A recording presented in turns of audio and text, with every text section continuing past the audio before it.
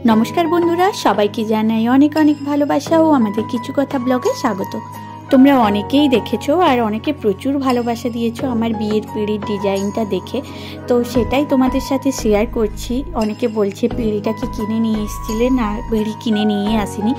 আমার এক কাকু কাঠের কাজ করে আর কাকুকেই বলেছিলাম আমাকে বাড়িতেই একটা পিঁড়ি বানিয়ে দাও, তো সেই মতে আমাকে একটা বিয়ের পিঁড়ি বানিয়ে দিয়েছে।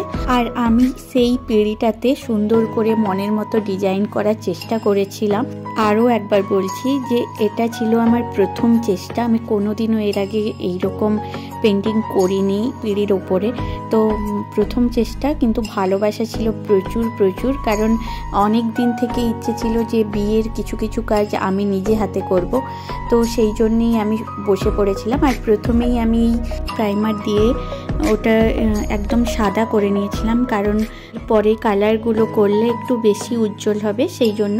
তারপরে আমি আমার মনের মতো করে ডিজাইন করা শুরু করলাম। আর এটা করতে আমার প্রায় বেশ কিছু দিন সময় লাগছিল, একদিনে পুরোটা কমপ্লিট করতে পারিনি, কারণ বুঝতেই পেরেছো রৌদ্রুর ব্যাপার ছিল, একটু শুকনো হবে তারপরে না তুমি তোমার ডিজাইন করতে পারবে, সেই কারণেই একটু একটু করে করছিলাম।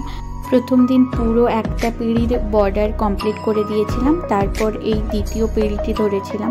এইরকম একটু একটু করতে করতে আমার প্রায় দুটো পিঁড়িরই বর্ডার কমপ্লিট হয়ে গেছিলো। তো এই পিঁড়ির ডিজাইন করতে করতে ভাবছিলাম যে গাছ কৌটোটাও যদি নিজে হাতে কিছু করতে পারতাম, তো সেই কারণে কেনা গাছ কৌটো নিয়ে বসে পড়েছিলাম। আমাদের সাথে অবশ্যই ওটাও শেয়ার করব, এই গাছ কৌটোটা আমি কিভাবে পেন্টিং করেছি।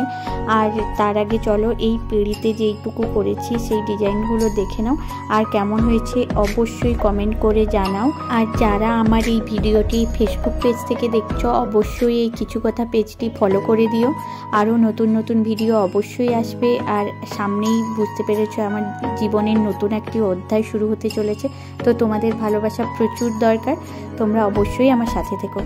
তো চলো এই যে ফাইনাল লুক, আর দুটো পিঁড়ি একসাথে তোমাদেরকে দেখাচ্ছি কেমন হয়েছে অবশ্যই অবশ্যই কিন্তু কমেন্ট করে জানিও। তার সাথে সাথে তোমাদের যদি কিছু জানার থাকে যে তোমরা কিভাবে শুরু করবে, তোমরা তোমাদের নিজের হাতে কিভাবে তোমার বিয়ের পিঁড়ি তৈরি করবে, গাছ কৌটো তৈরি করবে, কোনো যদি কোয়েশ্চেন থাকে অবশ্যই জানিও, সেটারও রিপ্লাই আমি অবশ্যই দেব। আজকের মতো এই ভিডিওটি এখানেই শেষ করছি, দেখা হবে পরের একটি ব্লগে। সবাই ভালো থেকো, সুস্থ থেকো, আজকের মতো টাটা।